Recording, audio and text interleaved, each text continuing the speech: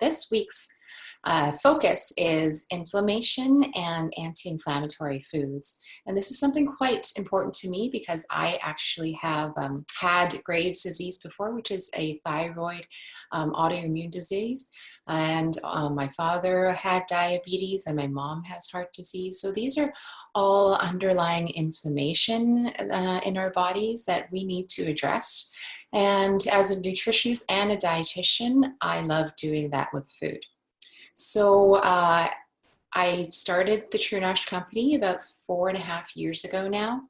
It is all about prevention and trying to prevent mainly diabetes because it's close to my heart, and other diseases like heart disease and cancer. And we've been doing cooking classes for about 4.5 years now. So time goes by really quickly. And we're going to go into our share screen mode right now to talk about some inflammation and some anti-inflammatory foods. So I do have a master's degree in clinical nutrition, and I run a company called True Nosh in Vancouver. We do food and beverages that don't use any sugar. Everything is plant-based and also gluten-free. And if you have any questions after this session, feel free to email me also. I know sometimes it's hard to, process all the information I am revealing to you during the presentation. You can email me at True Nosh, so info@truenosh.com, and I'll try to get back to you as soon as possible. So let's talk about inflammation and what it is.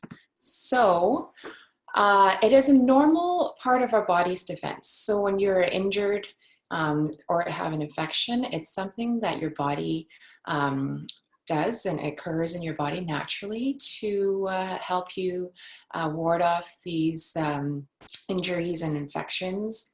So for example, like your skin will swell after cutting yourself or after you get bitten by an insect, or when you're feeling hot because you're fighting off an infection, and so your body kind of increases the temperature and causes a fever.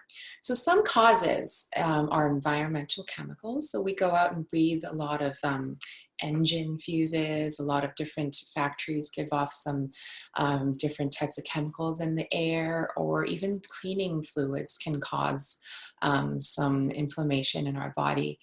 Injuries, as I said before, scrapes, cuts, insect stings, like splinter in your finger, and then pathogens. So currently we are, as a world, fighting a virus, COVID-19, and then some bacteria infections and also fungus infections also causes inflammation, and in certain cases, radiation.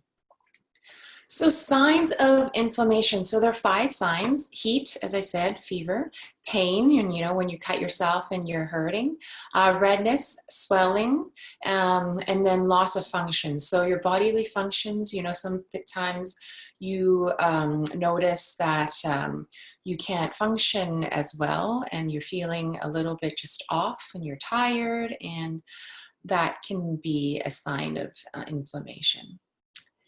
So why we're talking about inflammation? It occurs in your body all the time, but sometimes prolonged inflammation occurs and it doesn't go away. So this is what we call chronic inflammatory disease. And surprisingly, it causes over 50% of deaths worldwide. And that's pretty alarming to me as a dietitian and as a person to understand so many different diseases are caused by chronic inflammation. And just to list a few in the bottom, autoimmune disease. So as I said, I had Graves' disease, which is a thyroid issue. My father had diabetes, but autoimmune disease can also be something that causes, inflammation in the joints, like rheumatoid arthritis. And then cardiovascular disease. So high blood pressure or heart disease can be associated with inflammation. And things that are happening in your gut, so your gastrointestinal disorders. And many people, if you're experience high stress, can have IBS, which is an inflammatory bowel disease. and lung diseases like asthma, mental illness actually. So depression can be an outcome of inflammation in your body. And we have been neglecting mental illness, and we want to kind of bring that into the forefront right now. So treating depression and treating inflammation in your body can go hand in hand. Some metabolic disease, as I said, type 2 diabetes, and neurodegenerative diseases like Parkinson's, and some types of cancer, like cancer in the colon. And that could be a prolonged inflammation of the types of foods you eat, or even the temperature of the liquids and foods you eat can cause some sort of inflammation too. So here we are again reiterating some chemicals, environment, chemicals in the air, your nutrition. So I'm a dietitian, so I'm going to put a focus on nutrition today. So diets high in like refined grains, meaning like white rice that have all the fiber and nutrients stripped off of it and leaving that white granule, can cause inflammation. And if your gut biome. So a lot of people don't know that they actually have to take care of their bacteria inside their GI tract. And if things are that you eat alter that, that can also cause inflammation. Social and culture changes. If you don't have a well-rested sleep, if you're always moving and you don't sleep at the same time, you don't wake up at the same time, and you're causing a lot of stress in your body, that can be very, very harmful. And nowadays, people with jobs and we're meant to be in outside and experiencing the environment, but instead you're inside looking at your phones and your laptop or computer screen. That's artificial light that can disrupt some of the patterns in your body that can change some factors to increase inflammation. And for children, so developmental origin, so if children are not taught to eat well, they can cause a lot of different relationships with food, and childhood obesity is a major factor in the Western world, as well as psychological stress, right? So stress in your work life, in your personal life, everything adds up as well. And when you're a baby, it depends on, if you're fed breast milk or milk that doesn't have a good micro a bacteria that can actually cause better growth in your gut, that can also cause inflammation. And then one last thing, which is also very important, I didn't put it last because it wasn't important, physical activity. So studies have shown that if you do any type of physical activity using your skeletal muscles, so when you're contracting your muscles and using your locomotive skills, you can release some proteins in your body that actually decreases inflammation. So exercise, going for a walk, lifting light weights, even like lifting water bottles and during in the house when you're watching TV, doing some stretches, that can really help you decrease inflammation. Okay? So doctors help you diagnose chronic inflammation, but sometimes they need to go through a lot of different assessments and assessing your entire body. So these include blood work and also reading your blood pressure, as well as assessing your lean body mass and joint health, as well as your sleep. Seeing if you have quality sleep or not, if you have enough hours, and if it's you're in a safe environment too. Some people are not as like living in a safe environment and they don't feel comfortable sleeping. So that is something that that causes inflammation, and all of that lead to your energy levels being lower. So these are some things that your doctor will assess when you go and talk to your doctor. And if he or she thinks that there is some chronic inflammation underlying in your body, he or she might request other tests that can actually tell them the measurement in your body. So C-reactive protein is something that your doctor can request, and if you have diabetes, he can request a hemoglobin A1C.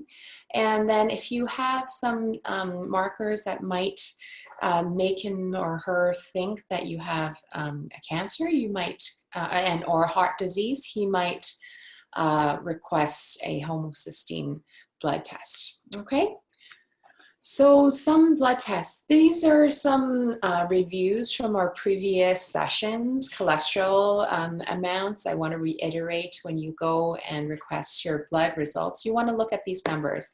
Total cholesterol, if it's less than 5.2, it's ideal.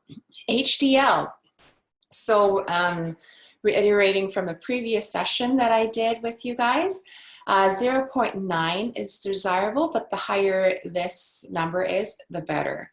And then the bad cholesterol, which is LDL, and if it's less than 3.2, that's ideal. If it's higher than that, you want to lower your amounts of saturated fat and increase your fiber and physical activity.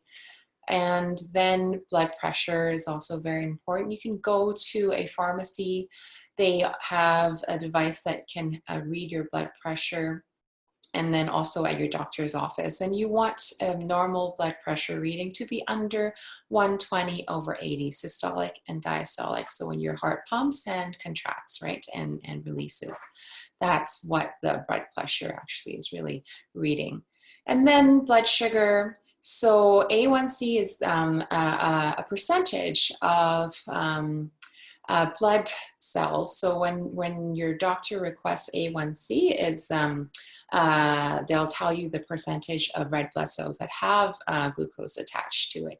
And for someone who's normal, you want to be under 5.7. If you're pre-diabetic, so if your doctor says that you need to watch out of your blood sugar levels, and you're diagnosed as a pre-diabetic person, sorry, excuse me, then you want to be lower than 6.4.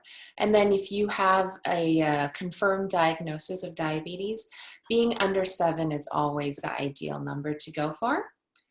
And then once your doctor sees these preliminary blood results and he thinks that he needs to request other blood tests, and I said previously, C-reactive protein, some readings that are normal can be under 3 milligrams per liter, and then some tests actually that are high sensitivity CRP can detect levels below 10. And then this normal reference can be a little bit worrisome for different labs because they often have different reference ranges. So you need to assess with your doctor and see what these numbers are really, what they mean to yourself, and everyone's different, right? So what I'm asking here is, again, read your labels. We talked about the nutrition facts label about 3 or 4 times now, so I don't really need to show you what it looks like, but read your labels, look at the trans fats, look at the saturated fats, see if there's cholesterol, and see how much sugar there is in the package, as well as fiber. Fiber is important. The more fiber there is, the better the food is, in my opinion. And then maintaining a healthy weight, right? Everyone's weight is different, so you need to assess your BMI. Sometimes it's not the best indication of your weight. You really need to go see a dietitian or your doctor to really assess your body holistically. And if you're smoking, I really try to encourage you to stop smoking, and then managing your stress. So online, there's a lot of different classes to help you with, learning meditation, breathing exercises, even some yoga or Pilates can help you manage your stress. And even just talking with a friend or someone that you trust. And sometimes just talking it out really helps decrease the stress levels in your body. Okay, and then try to have fun with everything. So last week we did some spiraling of carrots and we added 2 noodles. That's always a lot of fun. You can, do that not just with carrots, but with zucchini and any vegetables that kind of resemble that. So even parsnips, right? So this is a slide that's very important for you. This is something that you might want to screenshot or, kind of understand the things that you want to avoid and then things that you want to include in your diet. So some of the foods that you want to avoid or limit are refined carbohydrates. And what that means is white rice, white bread, and then, really sugary pastries. And that is something that will definitely increase your inflammation in your body, as well as fries and fried foods. I mean, I know everybody loves a good crunch, so limit that. I'm not trying to tell you to avoid it, but eat it with other foods. So make sure if you're eating fries, you have a salad or roasted vegetables. And then try to avoid sugary drinks, so soda pop. Those are something that really can cause a spike in inflammation in your body. And then try to also limit red meats. Try to choose lower marbling and some meats like chicken breasts. That could be a better choice than a burger or a high fatty steak, right?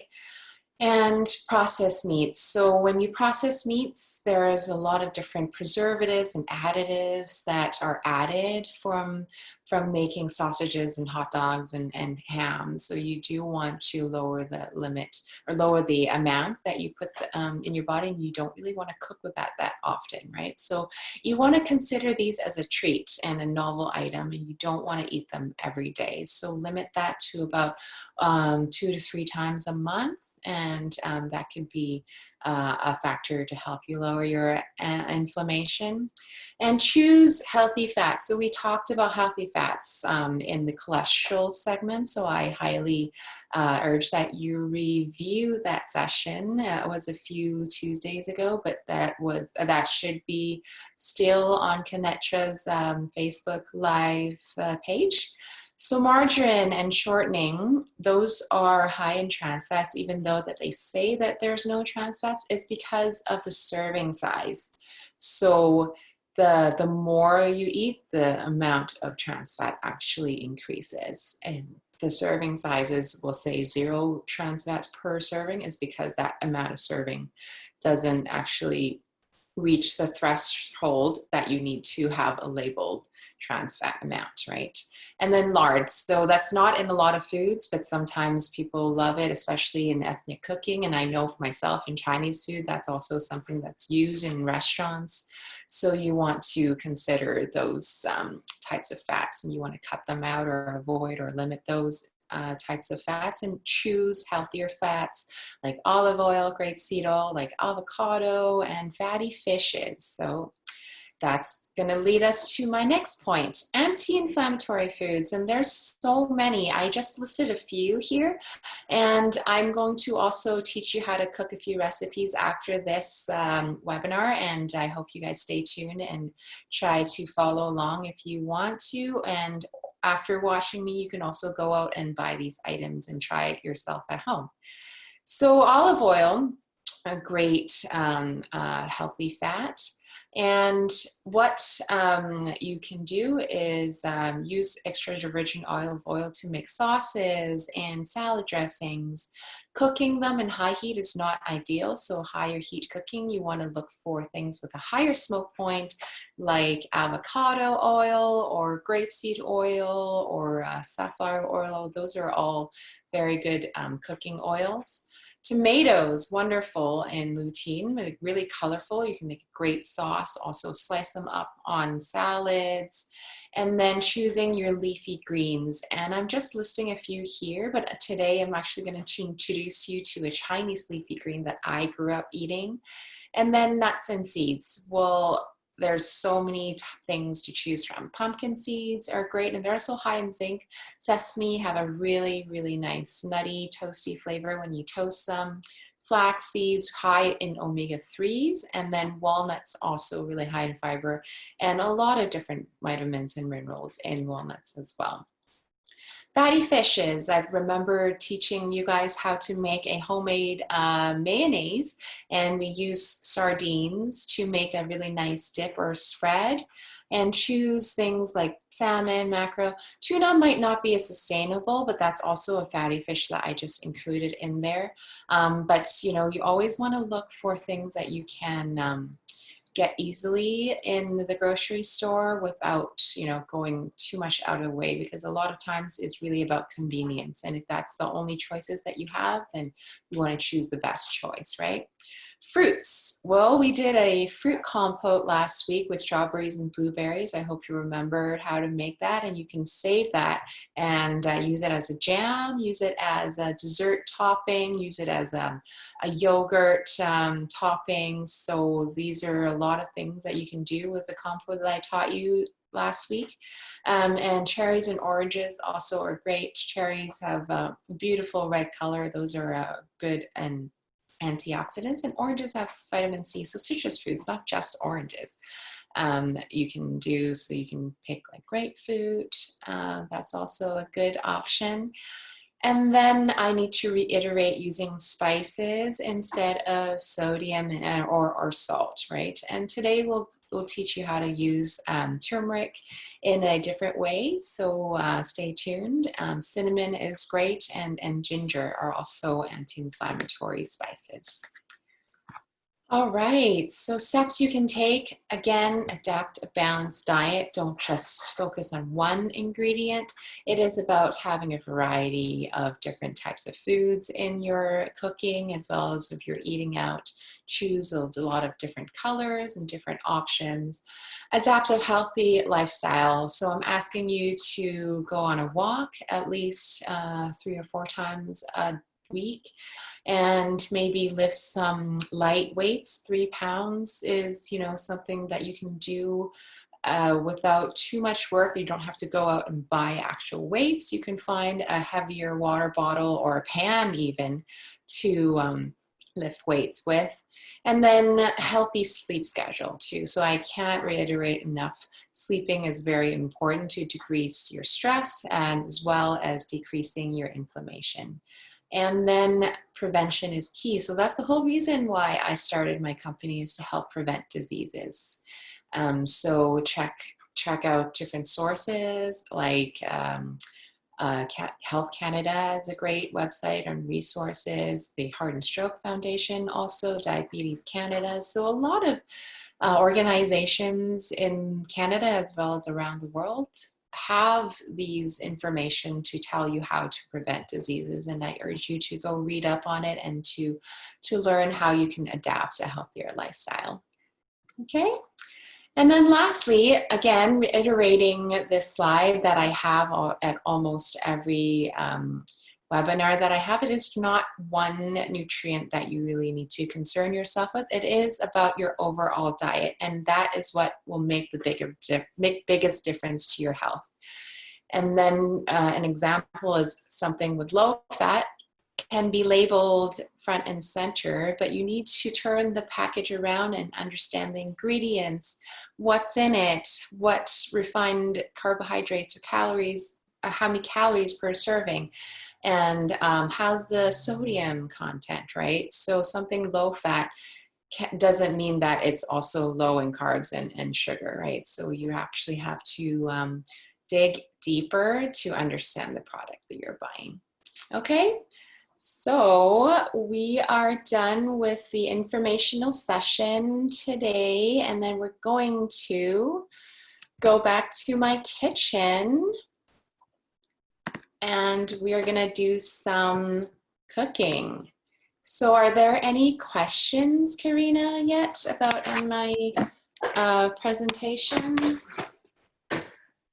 Currently, there hasn't been any comments on Facebook yet, but for anyone that is watching, this is a great time for you to ask clarification questions or anything that you might be interested in or concerned about for Renee to answer. And if you're watching the recorded version from a later time, you can also leave feedback or just little comments or your experience in the comment section. And we or Renee would be able to respond as soon as possible. Yes. Okay, so let's start doing some cooking and preparing some yummy food. So today we have 3 short recipes that I'm going to teach. We're going to start off with golden milk.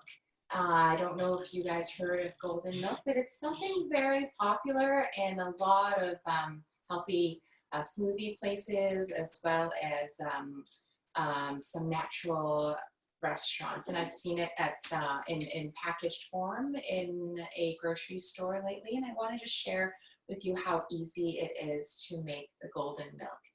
And really what it is some turmeric. Okay, so turmeric is a tuber, just like the same as ginger, and it grows actually sideways. It doesn't go underground, but it actually kind of goes on top of the soil, and that's why ginger and turmeric is not so dirty as a potato or a beet, because they don't have to actually pull it out from the roots.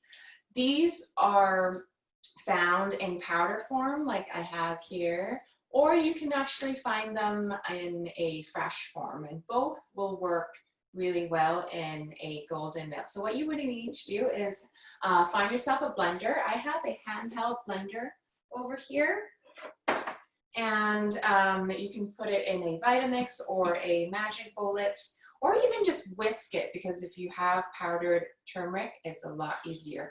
And what I have here is a oat milk. You can use coconut milk, you can use regular milk, you can use almond milk. It's really up to you what milk you like to drink. You put in your coffee, eat it with granola or cereal. You choose your own milk, right? And it's important to have a little bit of fat in the milk to increase the bioavailability of the turmeric. And what we're also going to add is a little bit of cracked pepper, and that actually has been shown in a lot of studies to also help the anti-inflammatory factors in turmeric. So a little bit of ground pepper helps a lot with this recipe. So since oat milk doesn't have too much fat in it, I'm going to add a little drop of flaxseed oil that my friend, another fellow dietitian, gave me this past week. So really you just want a teaspoon. I have a cup of oat milk here and a teaspoon of oil. You can use olive oil if you want, but you're going to use this in a drink, or even use it as a milk in your coffee, right? And then 1 cup of milk, I will add about half a teaspoon of turmeric. And then if you want your milk to be sweet, you can add in a few dates. I have some deglutinoside dates here, which are higher in fiber, lower in carbs, as well as a little bit of protein in here. So I chose these dried fruits. You can do raisins if you like, or apricots, but I have these on hand, so go ahead and do that. Or if you have some fruits like pear or apple, go ahead and blend that in and make it into a smoothie. That would be very lovely to drink after you do some physical activity. So I'm going to go ahead and add 2 dates in here. And then last week we made a chia seed pudding, right? So you can also add chia seeds and make this golden milk into a pudding.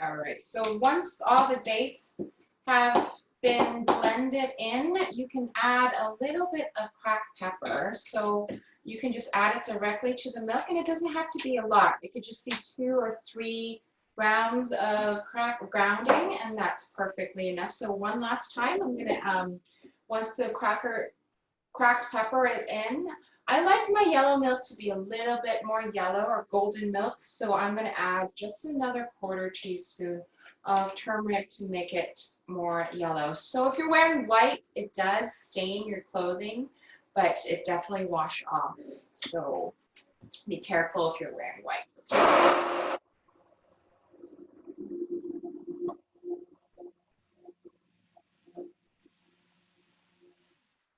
Okay, so that is done for the golden milk, and then you can put this in the fridge for 2 or 3 days and use it in your coffee, use it in your cereal, drink it, put it in your smoothies.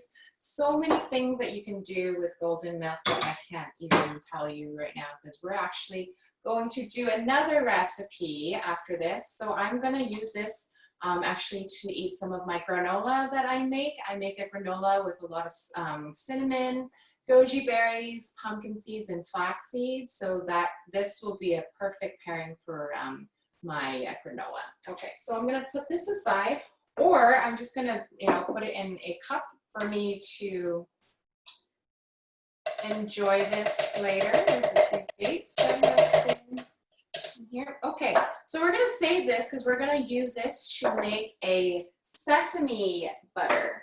So I have a piece of toast because I'm ready to munch after this show is over. And what I've done is I have toasted, before I talk to you guys, before my webinar, some black sesame. So what I do, I buy some black sesame in bulk and I put it in a jar. And I always want to buy sesame or even any grains raw, because you can actually store them a little bit longer in your pantry in the cooler area. You don't want to store any grains in a warm area because there's actually oils inside sesame, or flax seeds, or any type of seeds for reference.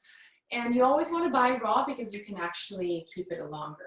If you buy toasted sesame or toasted seeds, you should consume that within a few weeks of buying it, or store it in the fridge so the fat doesn't go rancid. Make sure you smell it before you start using it. You'll know when it doesn't smell right. It just smells kind of plasticky, and you'll know the fat in the grains have gotten bad, and you don't want to eat that if you smell that the fat has gone rancid, okay? So what I've done, I put about 1/2 cup of sesame in the toaster oven, and I toasted it just like I would toast toast for about 5 minutes.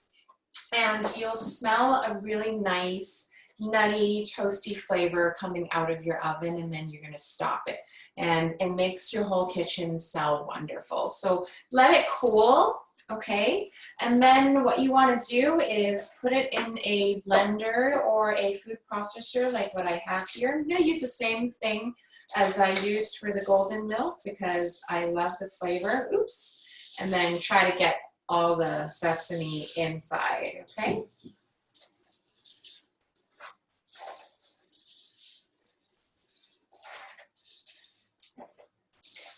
And this is an alternative for peanut butter. So those who are allergic to peanuts, or almonds, sesame seeds, or even pumpkin seeds are a great way to make a seed butter. Okay, so I'm going to finish adding all this in. I like sesame seeds because it's not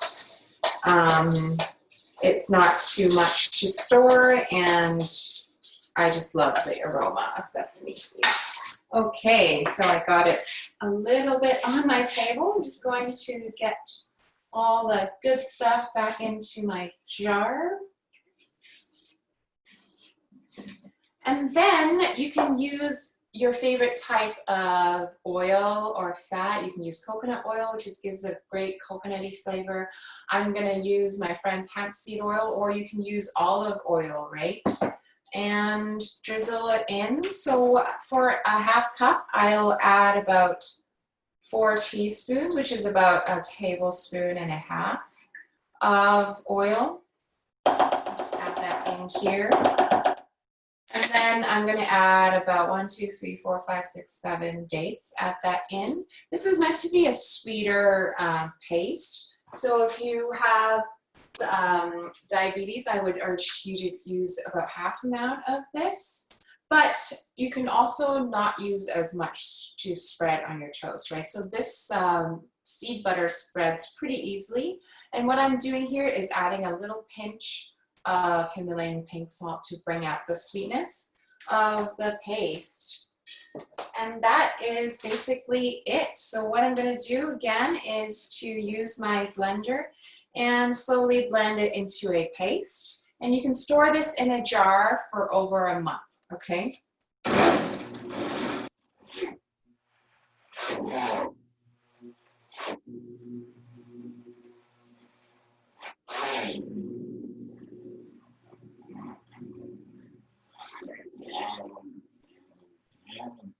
I can smell the sesame breaking up, and it smells really, really good.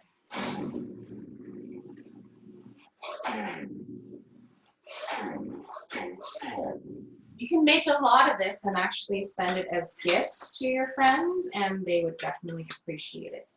So a handheld blender, I have to scrape off the sides. And then you would do this until all the dates have been blended in to the oil.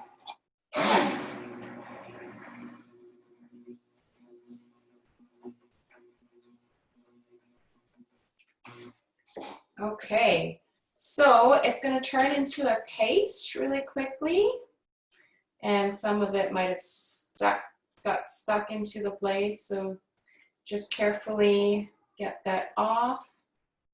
And if you like it a little bit more liquidy, you can add a little bit more oil, and then it can be a little bit more liquidy, but I like it a little bit more pasty, like peanut butter.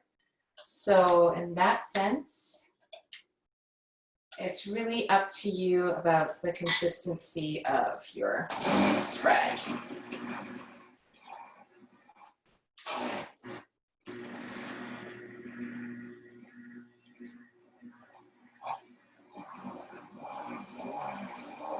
There we go.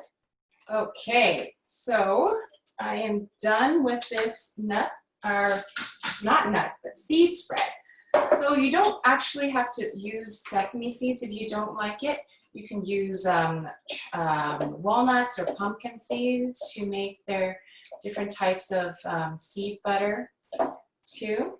All right, so this is done, and then you can store it in a jar for about a month in your fridge.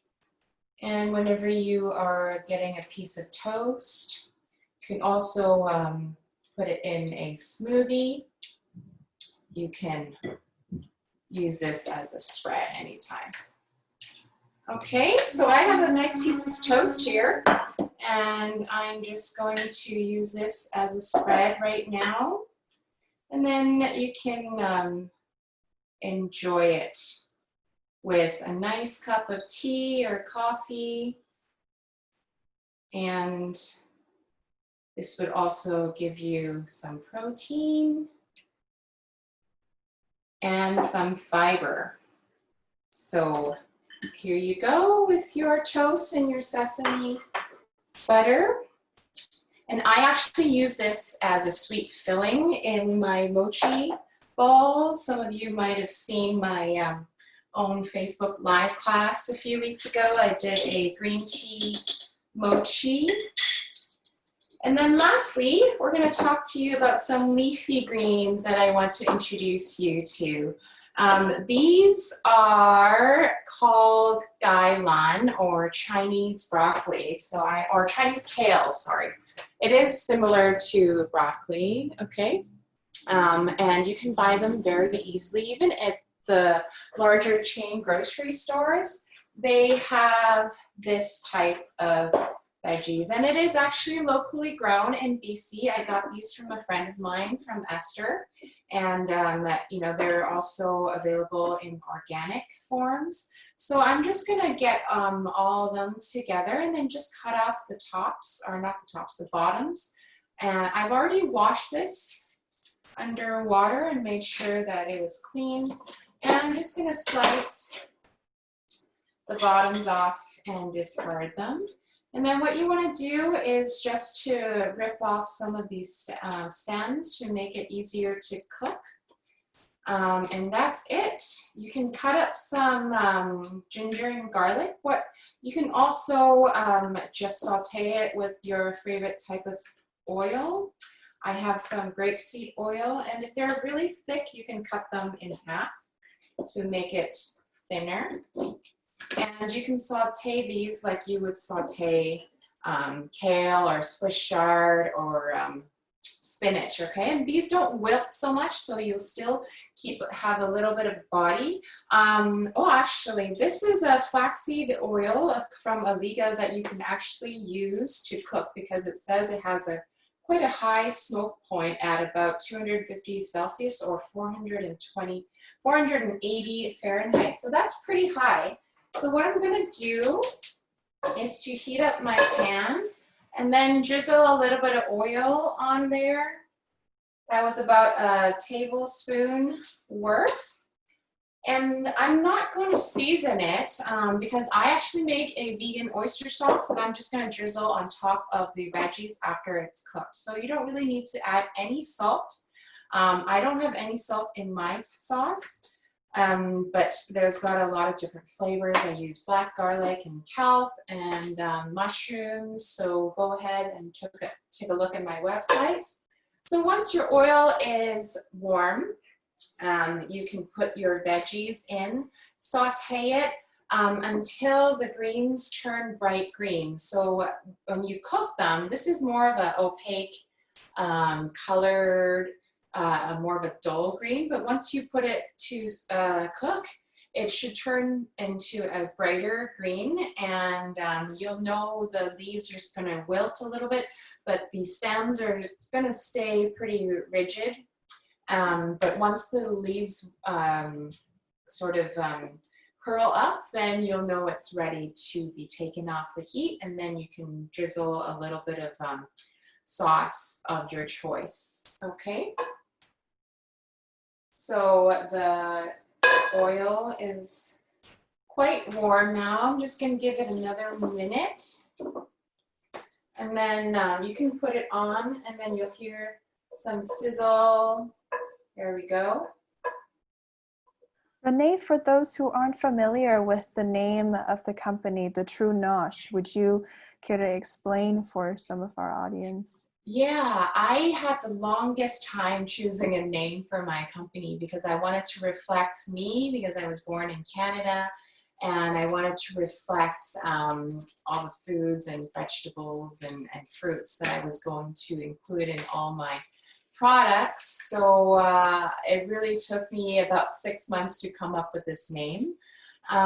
So it kind of rhymes with True North, which is, you know, in our national anthem.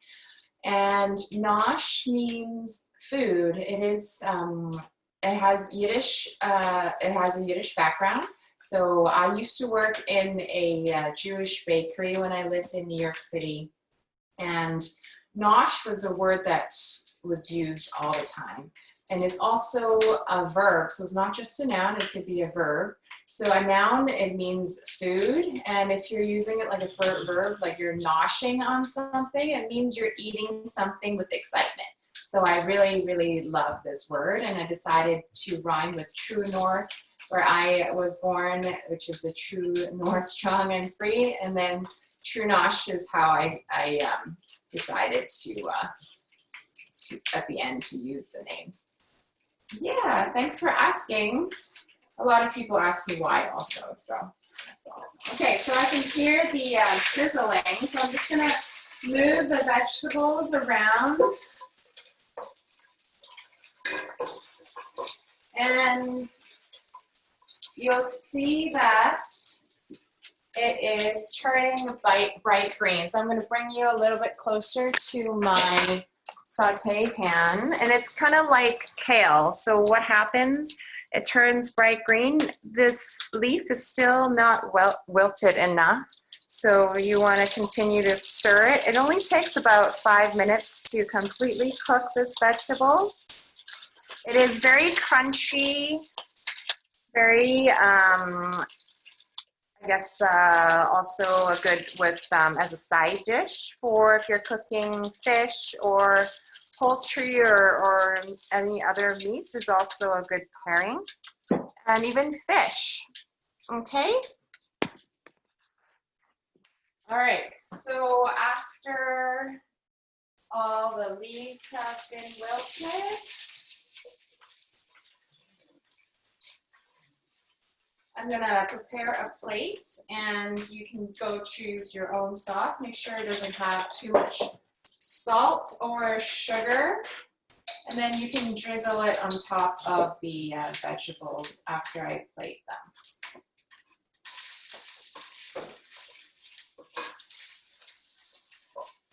And then the stems are also great. So you can eat the stems like asparagus or chop them into small diced or cubes, and you can make fried rice with it as well.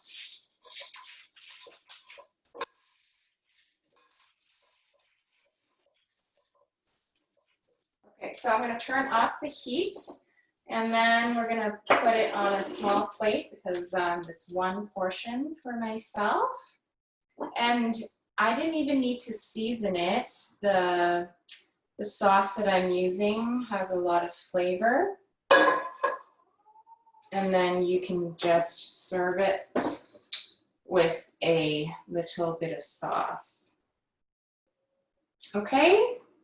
So I'm just trying to teach you guys or share with you a vegetable that I grew up eating when I'm at home, and this really reminds me of home. So gailan is the term for it, or Chinese broccoli sometimes it's called, or Chinese kale as well, but it's got a lot of fiber, it's got a lot of really good vitamin K, also great as the anti-inflammatory food. Okay, so I hope you guys enjoyed today's presentation. I'm going to go and enjoy my golden milk, so cheers, and then have it with a piece of toast paired with my sauteed gailan.